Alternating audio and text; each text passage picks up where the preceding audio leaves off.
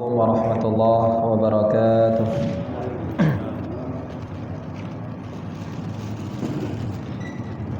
Alhamdulillahilladzi faddala bani Adam bil ilmi wal amal ala jami'il alam. Wassalatu wassalamu ala sayyidina Muhammadin sayyidil arabi wal ajam wa ala alihi wa sahbihi yanabi'il ulumi wal hikam. Amma ba'du, faqala al-musannifu wa muallifu rahimahullahu ta'ala wa nafa'ana bi'ulumihi amin ya rabbal alamin. Rabbana zidna ilman nafi'an wa fahman wa alhiqna bis salihin. Rabbi shrah li sadri wa yassir li amri wahlul 'uqdatam min lisani yafqahu qawli.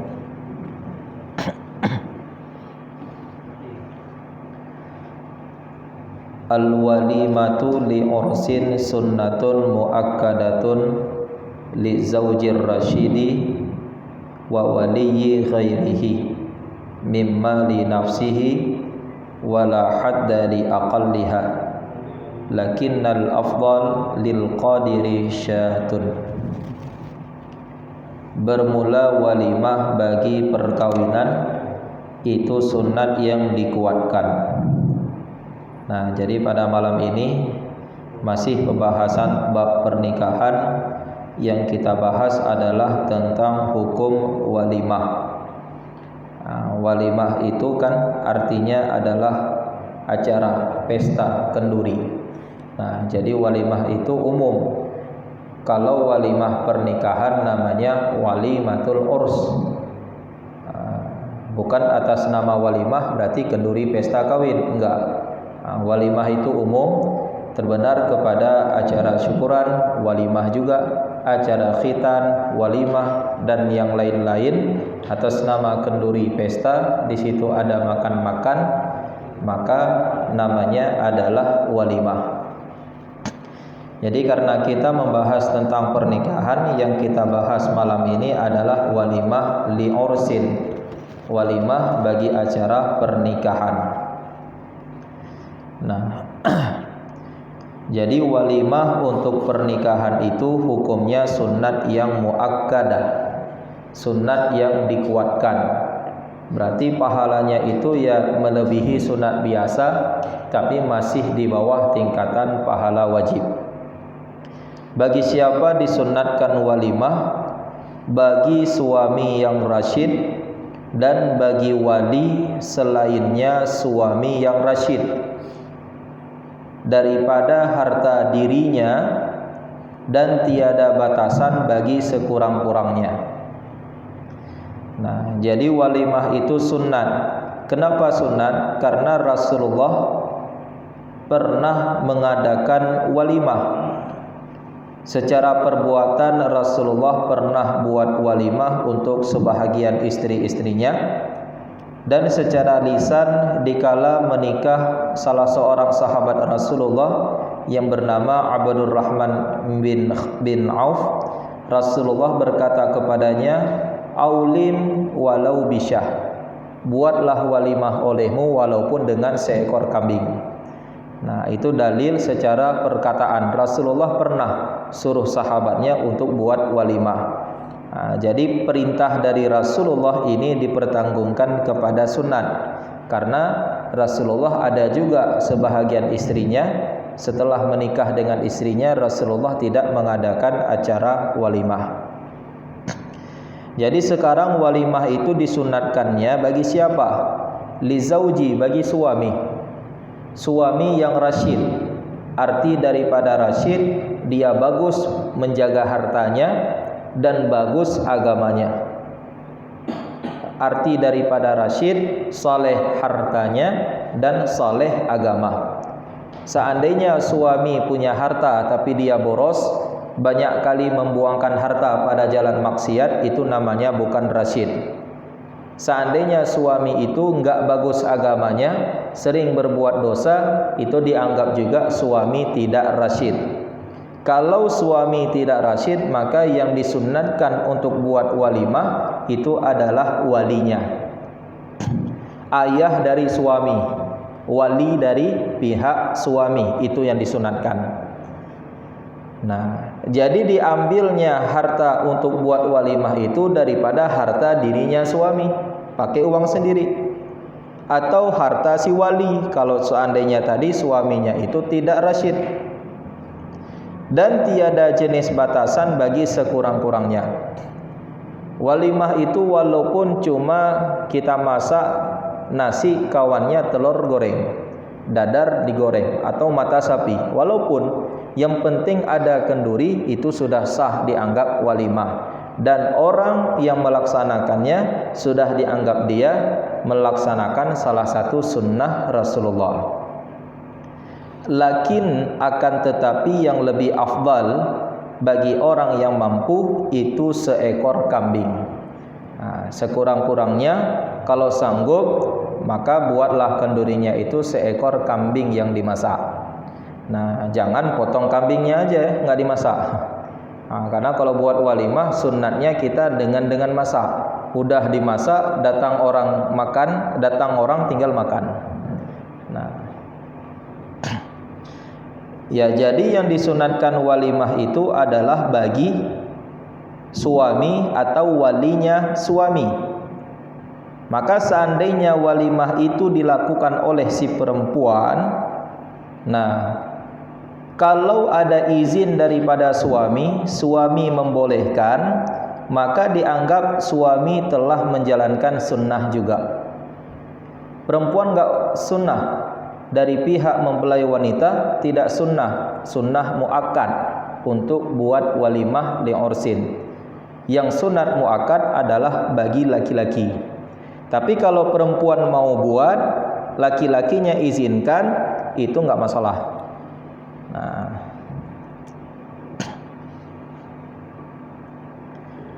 kemudian tadinya dikatakan dia itu sunat melaksanakan atau buat kenduri walimah daripada harta sendiri. Kalau seandainya pakai harta muwali, ya, dia pakai harta saudara-saudaranya tanpa izin, itu jelas haram. Kalau ada izin juga, itu enggak sampai kepada tingkatan sunat muakkad. Yang sunat muakkad kalau pakai punya sendiri, ada uang sendiri, walaupun sedikit dia buat kenduri, itu yang dianjurkan, itu yang sunnah sebenarnya. Wa waktuha, dan waktunya walimah itu lebih afdal adalah setelah dukhul. Kalau memang laki-laki dengan perempuan itu telah berhubungan. Kenapa demikian? Lil ittiba, karena ikut Rasulullah. Rasulullah setiap kali buat walimah itu bukan setelah akad, namun setelah dukhul. Berarti akad nikah setelah malam pertama dulu, barulah buat acara walimah. Nah, wa qablahu, dan sebelum dukhul, setelah akad, hasil dengannya walimah oleh asal sunnah. Waktu yang afdal setelah dukhul. Tapi kalau belum dukhul, kayak orang zaman sekarang, habis kenduri langsung walimah, habis akad langsung kenduri, habis akad langsung walimah. Itu untuk diri sunnah, ikut Rasulullah udah sah, udah dapat pahala. Tapi tadi yang afdalnya, berarti di antara yang baik ada yang lebih baik.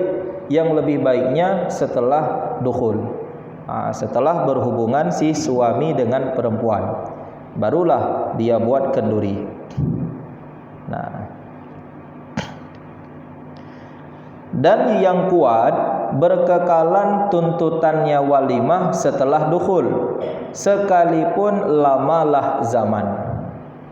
Ya, kalau memang udah didukhul, belum punya uang, belum punya rezeki, sehingga belum buat walimah, itu tetap sunnah buat walimah walaupun lama sekali zamannya, walaupun kadang udah hamil, atau kadang si perempuannya udah lahir anak, walimah belum pernah buat, itu masih disunatkan buat walimah.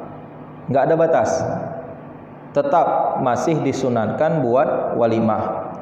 Sama halnya seperti akikah. Orang tua dituntut sunat muakkad untuk menyembelih seekor kambing bagi anaknya. Laki-laki bagusnya 2 kambing. Kalau mampu seekor kambing, udah sah juga untuk akikah. Anak perempuan seekor kambing. Mungkin orang waktu baru-baru berkeluarga, hidupnya masih belum mapan, nggak sanggup untuk akikah anak, ya udah nggak mesti segera. Yang jelas akikah itu tetap dituntut bagi seorang orang tua terhadap anaknya, walaupun lama sekali waktunya sampai si anak itu balik. Seandainya si anak sudah balik, orang tua nggak sunat lagi akikah. Si anak itu kalau dia mau akikah untuk dia sendiri, atau kadang ya udah nggak usah pakai uang dia kalau seandainya si anak sudah balik. Jadi orang tua itu tuntutannya hingga sampai anak balik. Jadi sampai anak balik orang tua belum juga akikah, ya udah berarti dia sudah dianggap terlepas daripada tuntutan, belum melaksanakan akikah, waktunya udah habis. Jadi gimana? Makruh enggak orang tua seperti itu? Kalau memang dari awal dia punya harta tapi enggak melakukan, makruh. Tapi kalau memang seandainya dia enggak punya harta, selalu dalam keadaan pas-pasan, enggak cukup untuk buat akikah, anaknya sudah terlanjur dewasa, ya udah itu enggak ada makruh. Karena sama sekali dia itu belum ada kesempatan, peluang atau rezeki untuk mengakikahkan anaknya. Jadi tadi berkekalan tuntutan walimah setelah dukhul walaupun lama sekali zaman, atau walaupun telah menceraikan si suami akan si perempuan. Mereka udah pisah, yang walimah tetap sunat. Kalau belum pernah buat walimah, buat dulu walimah. Kenapa demikian ya? Karena walimah ini adalah salah satu tanda syukur dari nikmat yang telah Allah berikan, yaitu nikmat jima. Orang walaupun sudah menikah, karena dia tadinya sudah dukhul, dia sangat pantas bersyukur dengan buat kenduri. Jadi selalu dalam keadaan dia disunatkan untuk buat kenduri, walaupun si istrinya telah dia ceraikan. Wahia lailan aula, dan walimah itu pada waktu malam lebih baik dibandingkan pada waktu siang. Nah, ini yang sangat berbeda dengan kita ya. Kalau kita buat kenduri selalu hari, tapi yang paling bagus sebenarnya acara walimah itu pada waktu malam. Ya, jadi kalau ibarat kitab Nihayah dan dinakalkan daripada Ibnu Silah, bahwa sungguh yang lebih afdal melakukannya walimah itu pada waktu malam, bukan hari. Kenapa? Karena sesungguhnya walimah itu pada muqabalah nikmat malam. Karena nikmat yang dikasih nikmat malam, maka berarti yang afdalnya dibuat syukuran juga pada waktu malam. Nah, itu afdal ya, afdal. Jadi kalau misal kita buat hari, pahala tetap dapat. Seperti yang kita bilang tadi, di antara yang baik ada yang terbaiknya. Yang terbaiknya itu yang buat walimah adalah si laki-laki, setelah dia dukhul dengan si perempuan, dan dilakukannya itu adalah pada waktu malam.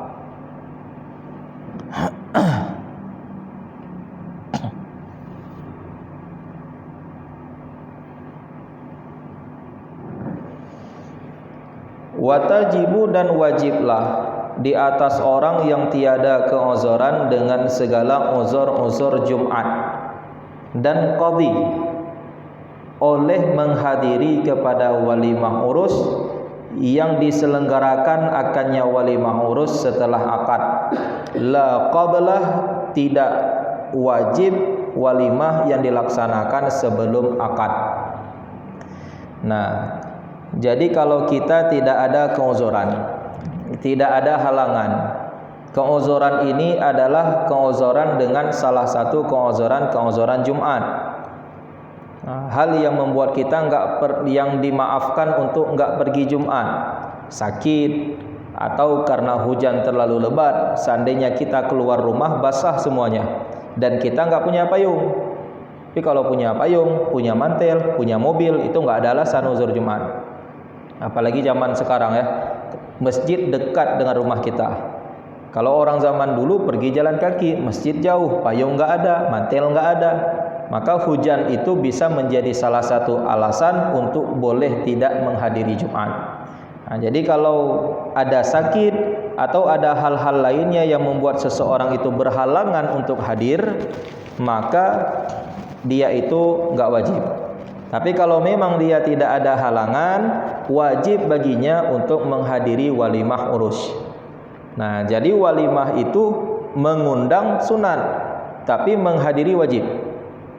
Orang rumah buat kenduri, dia undang kita sunat. Kita yang menerima undangan wajib datang. Nah, tapi yang dipastikan acara itu diadakan setelah akad nikah. Apakah sudah dukhul atau belum? Bagusnya telah dukhul. Tapi walaupun belum dukhul, tetap wajib untuk datang menghadiri walimah. Seandainya dibuat sebelum akad, ada kenduri-kenduri malam pertama, malam kedua, malam ketiga, hari ketiganya baru nikah, malam keempatnya ada kenduri lagi. Dan malam keempat itu baru betul-betul kenduri. Kenapa? Karena nikahnya udah. Hari-hari sebelum nikah, sebelum akad itu tidak wajib untuk datang. Nah, yang wajib adalah walimah yang diadakan setelah akad. Nah, jadi kenapa wajib? Karena memang ada hadis dua yang sahih, sahih Muslim dan sahih Bukhari. Rasulullah berkata, "Idza du'iya ahadukum ilal walimah falyatiha." Apabila diundang akan salah seorang kalian kepada walimah, maka hendak dia mendatangi walimah tersebut. Wajib datang. Kalau kita lihat hadis ini, walimah umum atas nama walimah. Seperti kita bilang tadi, walimah itu kan kenduri. Boleh kenduri khitan, kenduri syukuran-syukuran yang lain, dan juga boleh terbenar kepada kenduri pernikahan.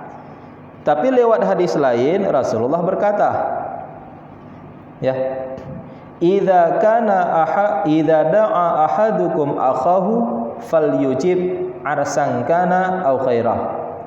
Apabila mengundang oleh salah seorang kalian akan saudaranya, maka wajiblah saudaranya menghadiri undangan tersebut. Pernikahan adalah undangan tersebut atau bukan pernikahan. Nah, ini kalau kita lihat hadis nomor 2, rupanya masih wajib. Atas nama walimah, baik walimah pernikahan atau walimah syukuran biasa, itu diwajibkan untuk hadir. Nah, tetapi ada dalil lain yang menunjuki bahwa walimah wajib ini terkhusus kepada urus saja. Selain urus enggak wajib. Karena salah seorang sahabat Rasulullah namanya Utsman bin Abil As. Beliau pernah waktu itu diundang untuk menghadiri acara khitan. Tapi beliau tidak datang. Nah, beliau tidak datang. Lalu beliau berkata, tidak adalah undangan menghadiri acara khitan itu yang maklum pada masa Rasulullah sallallahu alaihi wasallam. Maksudnya enggak wajib. Kalau memang datang silahkan, enggak datang juga enggak masalah. Nah, ini kata Utsman bin Abil As. Beliau salah seorang daripada sahabat Rasulullah. Nah, jadi inilah salah satu dalil yang mempertanggungkan bahwa wajib itu hanya pada walimah urus saja. Adapun walimah-walimah yang lain sunnat untuk kita hadirinya. Dan ditambah lagi Rasulullah pernah berkata, idza du'iya ahadukum ila walimati ursin falyujib. Apabila salah seorang kalian diundang kepada walimah pernikahan, maka hendaklah dia menghadiri pernikahan tersebut. Nah, ini jelas Rasulullah langsung menunjukkan kepada walimah urus. Kemudian ditambah lagi hadis tentang kenduri walimah. Ya, hadis ini hadis Muslim. Rasulullah berkata, syarrut ta'am ta'amul walimah. Seburuk-buruk makanan adalah makanan-makanan walimah. yang mana diundang pada walimah itu orang-orang kaya dan ditinggalkan orang-orang fakir. Pada walimah itu yang diundang orang-orang kaya saja. Adapun orang-orang miskin enggak diundang, orang-orang fakir enggak diundang. Kalau datang silahkan, tapi undangan enggak ada. Kalau datang enggak marah juga Tapi karena enggak diundang, yang diundang khusus orang-orang kaya saja, itu adalah makanan walimah yang paling buruk kata Rasulullah. Kemudian orang-orang yang tidak menghadiri seruan, maka sungguh dia telah bermaksiat kepada Allah dan Rasulnya. Kalau orang diundang dan dia enggak mau datang undangan, maka dia dianggap telah bermaksiat kepada Allah dan Rasulnya. Tapi undangan itu adalah undangan yang pada walimahnya tidak dikhususkan diundang orang kaya saja. Nah, jadi kalau undangan dikhususkan orang kaya saja, itu enggak sunat, bahkan haram untuk kita datang ke duri tersebut. Haram kalau yang diundang khusus orang kaya. Orang miskin enggak diundang, tapi kalau datang enggak masalah juga Ada sebagian kayak gitu, enggak marah. Ada orang-orang miskin datang enggak marah, tapi enggak diundang. Sebenarnya orang yang datang enggak diundang ini bermasalah. Cuman kalau orang rumah udah ridha, mereka enggak dosa, makannya enggak dosa. Untuk dapat pahala sunat sama sekali enggak, karena datang tidak ada undangan.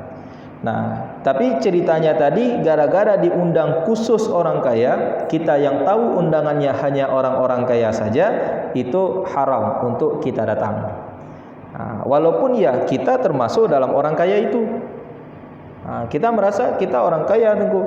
Makanya kita termasuk dalam undangan. Nah, jadi waktu datang ataupun sebelum kita datang kita sudah tahu itu orang kaya semua yang diundang, bagusnya jangan datang.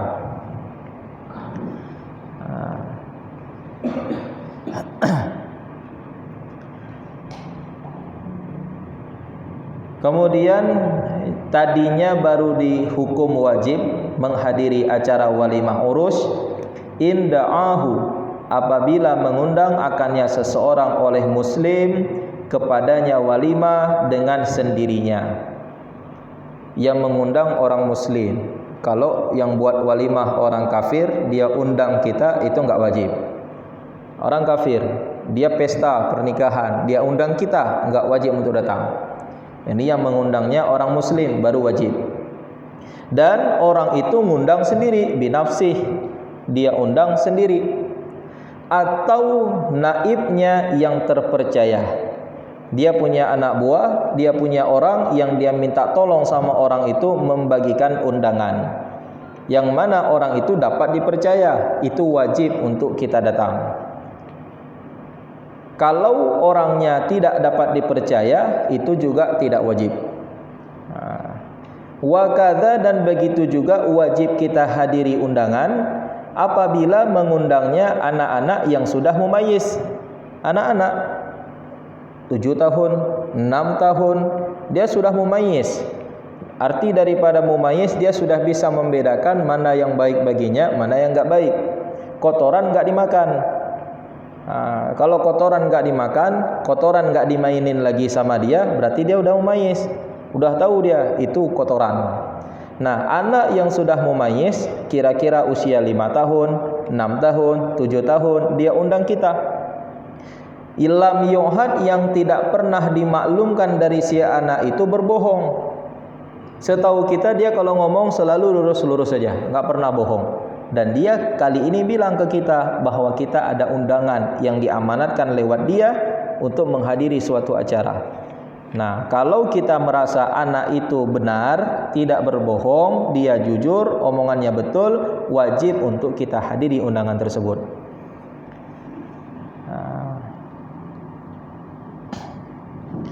Dan begitu juga wajib kita datang apabila undangannya itu umum, yang disifatkan dengan satu sifat. Seperti dia mengundang semua tetangga-tetangganya. Itu kata-kata tetangga kan umum, iya. Tapi terbenar dengan kita. Bukan maksud umum di sini muslimin muslimat. Kalau diundang muslimin muslimat enggak wajib datang. itu terlalu umum ya. Diundangnya satu orang sekota Banda Aceh misalnya, itu juga terlalu umum. Pada adat maksudnya pasti nggak segitu. Pada adat pasti nggak mungkin juga dibuat kenduri satu orang kota Banda Aceh bisa datang semua, cukup. Nah, tapi kali ini dia umum, tapi ada satu sifat yang terkhusus yang tertuju kepada seseorang, seperti tetangga-tetangga, dan tetangga itu terbenar dengan kita. Dia bilang semua tetangga-tetangganya dapat undangan untuk menghadiri acara walimah anaknya di rumah. Nah, itu dengan kata-kata tetangga, kita ini juga wajib untuk menghadirinya. Nah, dan keluarga, dia undang keluarga secara umum, semua keluarga, saudara dekat, saudara jauh yang memang ada hubungan saudara, semuanya diundang untuk datang ke rumah. Nah, jadi kalau misal ada yang bilang saya nggak sampai berita, itu nggak perlu diopen. Kenapa? Karena tadinya sudah diundang secara umum.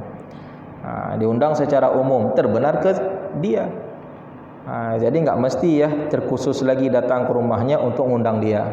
Yang bagusnya sebaik-baik orang yang mengundang itu mengundang dengan cara yang baik juga.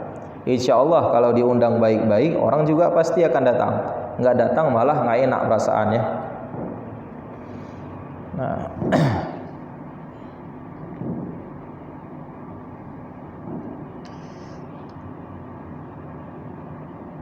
jikalau lemah ianya seseorang daripada meratakan, dia undang tetangga, dia undang keluarga, dia undang teman-teman atau kawan-kawan kerja, nggak sanggup. Kenapa? Li faqrihi, karena fakirnya seseorang, nggak mampu dia untuk undang semua.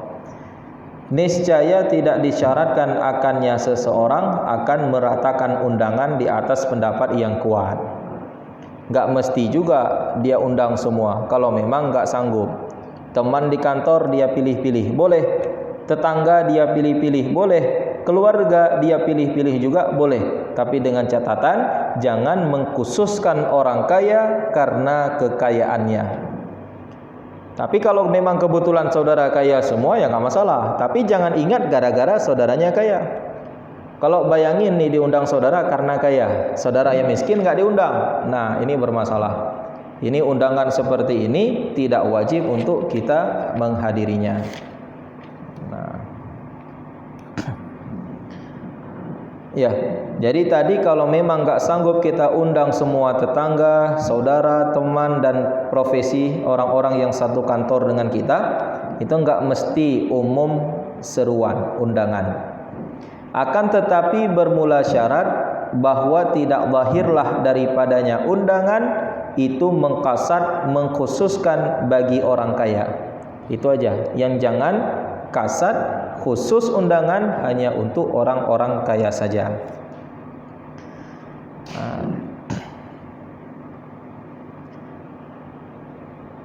Maka tidak memada oleh kata-kata man arada falyahdur. Dia buat undangan di masjid lagi, di musala lagi, buat pengumuman. Siapa-siapa yang mau datang ke rumah saya ada acara walimah, maka hendaklah dia datang.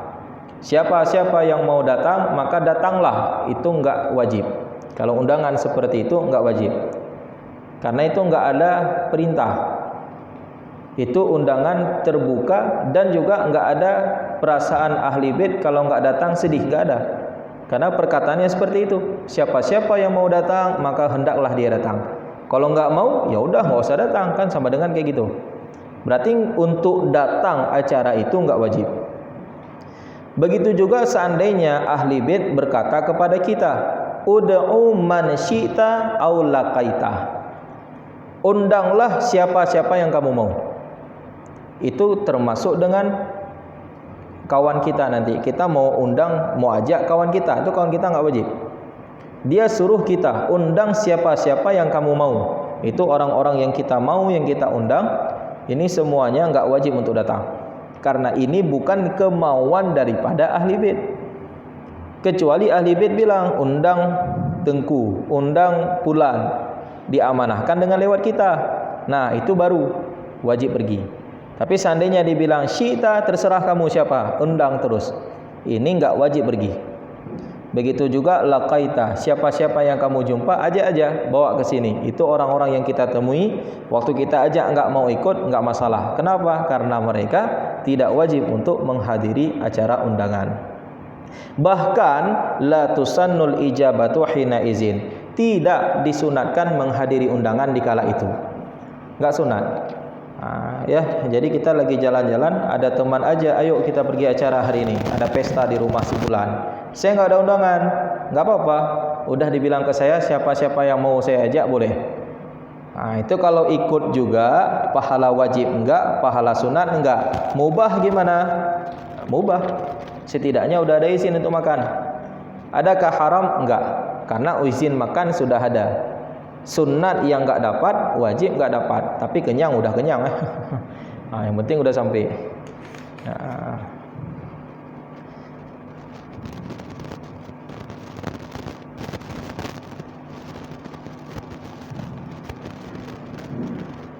Kemudian wa alla yatarattaba ala ijabatihi khulwatun muharramatun.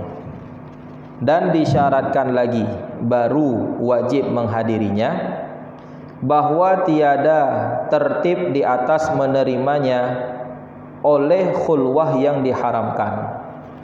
Kalau kita pergi kita pergi ke acara pernikahan itu pastinya nanti akan bertemu dengan perempuan, berkhulwah dengan perempuan.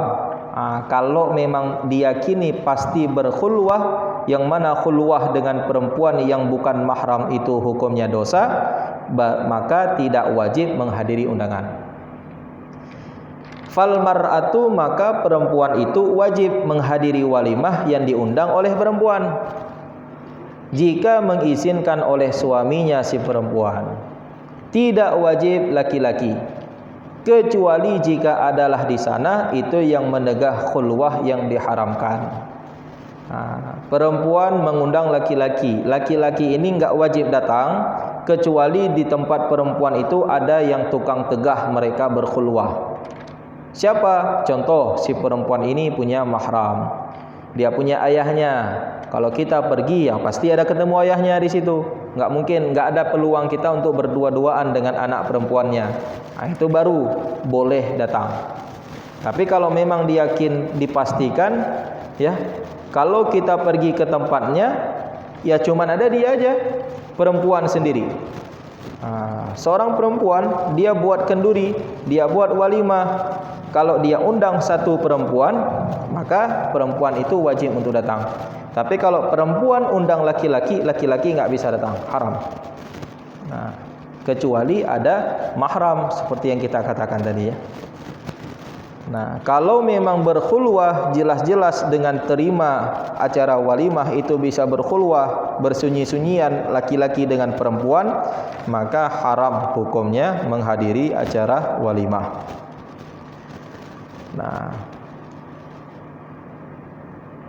Ya. Dan begitu juga haram menghadirinya walaupun tiada khulwah, jika adalah makanan itu yang terkhusus dengannya seseorang.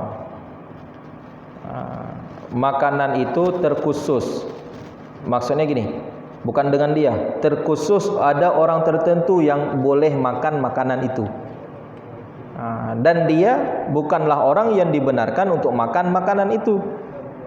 Dia diundang, tapi untuk ada nanti satu meja itu ada makanan yang hanya orang-orang tertentu duduk di situ. Kalau dia duduk di meja itu, maka hukumnya dosa. Karena sudah dikhususkan oleh ahli bait. Mereka berencana ini makanan untuk orang-orang tertentu. Datanglah kita gabung ke situ. Kalau memang kita merasa itu bukan kita, bukan terkhusus dengan kita, maka enggak baik untuk kita bergabung ke situ. Ini mungkin banyak, ya. Salah satunya hidangan khusus laki-laki, datang perempuan ke situ. Hidangan khusus perempuan, datang laki-laki. Tapi yang sering sebaliknya tadi. Hidangan laki-laki, masuk perempuan. Perempuan karena enggak sanggup antri di tempat sendiri, masuklah dia ke tempat laki-laki. Ini enggak boleh. Nah, salah satunya alasan nggak boleh juga karena bisa takut fitnah. Apa? Ikhtilat, bercampur-campur perempuan dengan laki-laki. Kebanyakan untuk masalah ini perempuan nggak mau tahu. Perempuan nggak mau tahu, yang penting dia dapat nasi. Antri di tempat laki-laki nggak masalah. Malah bukan antri ya, motong terus masuk ke tengah-tengah. Nah, ya.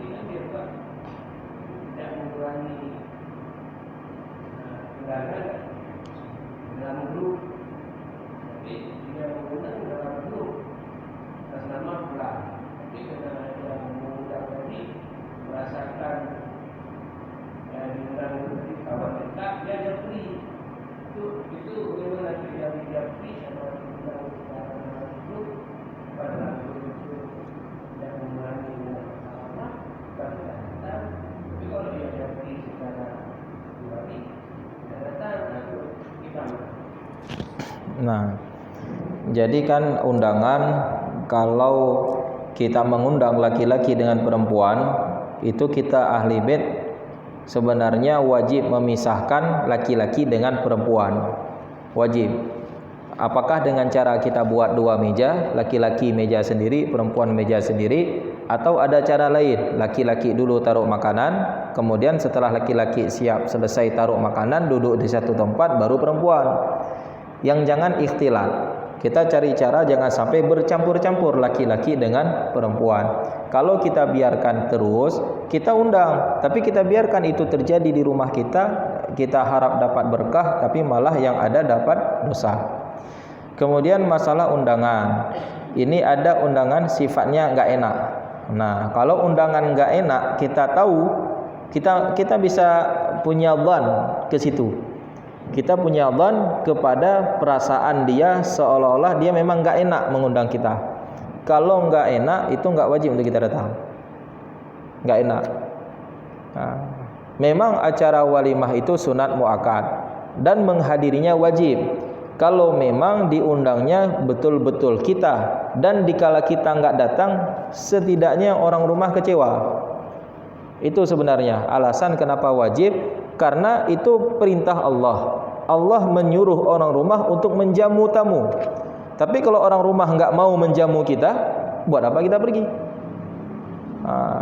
Sekarang diundang, tapi karena nggak enak. Kalau kita tahu karinahnya karena nggak enak, kita nggak wajib pergi. Kalau pergi juga nggak masalah, karena secara zahir dia itu sudah mengizinkan kita makan, nggak dosa. Tapi tanya wajib atau enggak, itu enggak wajib. Kecuali dia sangat berharap. Seandainya kita enggak datang, mungkin dia kecewa, mungkin dia akan sedih, mungkin dia akan tanya-tanya ke orang, kenapa si fulan itu kita undang enggak datang. Nah, kalau seperti itu barulah kita wajib untuk menghadiri acara undangan. Nah, ya, jadi intinya menghadiri walimah itu wajib. Tapi dengan catatan tidak ada hal-hal yang dilarang dalam kegiatan walimah tersebut. Kalau walimah yang bercampur laki-laki dengan perempuan, walimah yang bercampur harta syubhat dengan bukan syubhat, harta haram dengan yang bukan haram, itu enggak wajib untuk menghadirinya. Termasuk yang enggak wajib lagi dalam walimah itu ada perkara mungkar. Perkara mungkar itu umum. Nah, ini kita singkat aja. Perkara mungkar itu sangat umum. Dan kita nggak sebutkan secara rinci lagi, tapi di antaranya dari perkara mungkar itu adalah wujud orang yang membuat orang-orang ketawa terbahak-bahak. Di acara walimah ada seseorang yang membuat orang-orang itu tertawa terbahak-bahak dalam acara pernikahan itu. Itu termasuk mungkar, dan menghadiri walimah itu tidak wajib hukumnya. Di acara walimah itu ada dihidupkan musik. Di acara walimah itu ada lagunya, yang lagu itu sama sekali tidak ada baik dalam syariat. Ya, bukan salawat, lagu, nyanyi, lagu dangdut, walaupun cerita tentang pernikahan. Tapi kalau memang nggak ada manfaat dalam agamanya, itu haram untuk kita menghadiri undangan tersebut. Jangankan wajib, haram untuk kita datang. Bercampur-campur laki-laki dengan perempuan, ada orang yang bikin pelawak di situ, sehingga orang-orang yang datang pasti ketawa terbahak-bahak. Nah, ini jangankan wajib, yang ada malah haram kita datang ke acara walimah itu. Nah, ya, sampai di sini saja pengajian malam ini. Wallahu a'lam bishawab wa ilaihil marji'u wal ma'ab.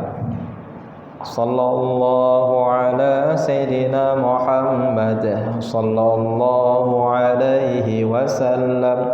Sallallahu ala sayyidina Muhammad sallallahu alaihi wasallam.